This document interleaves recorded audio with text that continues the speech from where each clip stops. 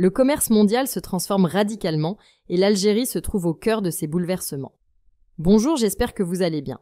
En première actualité, à partir du 9 avril 2025, l'Algérie fait face à une augmentation significative des droits de douane américains qui passent de 18,9% à 30%. Cette décision s'inscrit dans une politique protectionniste accrue où les États-Unis réajustent leurs tarifs en fonction des pratiques commerciales des autres nations. Même si l'impact immédiat sur les prix en Algérie semble limité, cette mesure pourrait avoir des répercussions indirectes importantes sur l'économie nationale. Les échanges commerciaux entre l'Algérie et les États-Unis ont progressé ces dernières années. En 2022 et 2023, selon l'ambassadeur américain Elizabeth Moore-Aubin, le volume des échanges a atteint 4,2 milliards de dollars contre 2,6 milliards en 2021. Pour 2024, l'Office national des statistiques prévoit un total de 3,5 milliards de dollars avec un excédent commercial en faveur de l'Algérie de 2,5 milliards de dollars d'exportation face à 1 milliard d'importation. L'Algérie exporte principalement des produits pétroliers, raffinés ou bruts, ainsi que des engrais et du fer forgé, alors qu'elle importe environ 60 produits, dont des fèves de soja, du froment de blé et des équipements industriels. Si les prix des importations demeurent stables, la hausse des droits de douane pourrait réduire les rentrées en devises issues des ventes de produits algériens aux États-Unis. Bien que ces exportations ne représentent que 5,9% du volume total des exportations algériennes, leurs effets indirects risquent de se faire sentir. En premier lieu, une récession économique mondiale pourrait entraîner une baisse du prix du pétrole, diminuant ainsi les recettes en devises de l'Algérie et augmentant la pression sur les prix domestiques, en particulier pour les biens importés.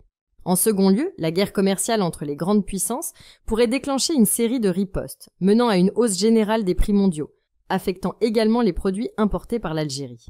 De surcroît, la perturbation des chaînes de valeur mondiales, désignant la fragmentation internationale de la production, pourrait nuire à la compétitivité de l'économie algérienne sur certains marchés.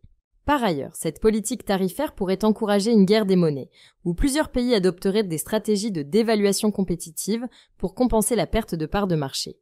De telles fluctuations monétaires affecteraient directement l'Algérie, fortement tributaire des recettes pétrolières nécessaires au financement de son budget.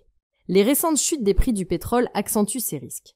Le Brent a récemment clôturé à 65,29 $, son niveau le plus bas depuis avril 2021, illustrant l'inquiétude d'un ralentissement de la demande mondiale dans un contexte de guerre commerciale sans précédent. En 2023, les hydrocarbures représentaient 90% du total des exportations algériennes, soit environ 49,3 milliards de dollars. L'économiste Brahim Gandouzi souligne que l'Algérie nécessite un baril à 80 $ pour équilibrer son budget.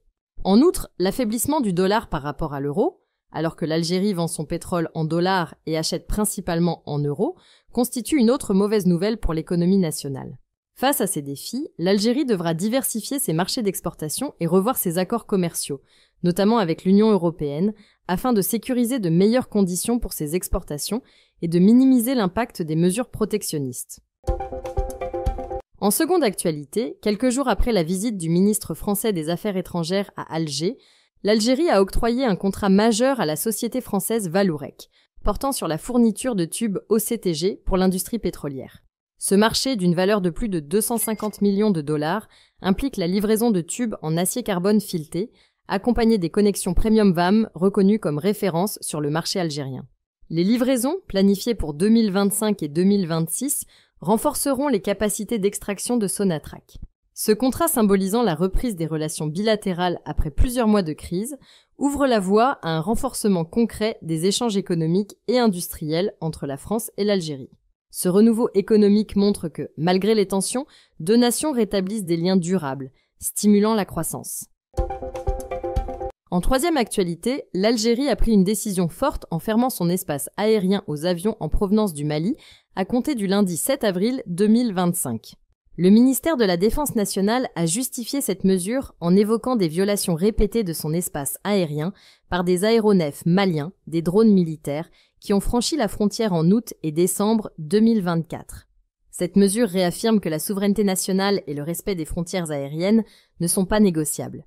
Toutefois, cette décision pourrait avoir des répercussions économiques pour les compagnies aériennes opérant entre le Mali et d'autres destinations internationales, ainsi que compliquer les déplacements diplomatiques dans la région du Sahel.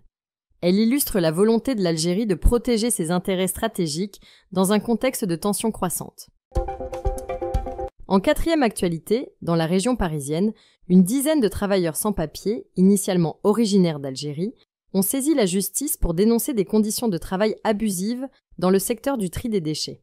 Recrutés par l'entreprise NTI, qui opérait pour le compte de grands groupes tels que Veolia, Suez et Paprec, ces ouvriers, employés entre 2019 et 2022 sans contrat ni couverture sociale, affirment avoir été exploités dans des conditions précaires.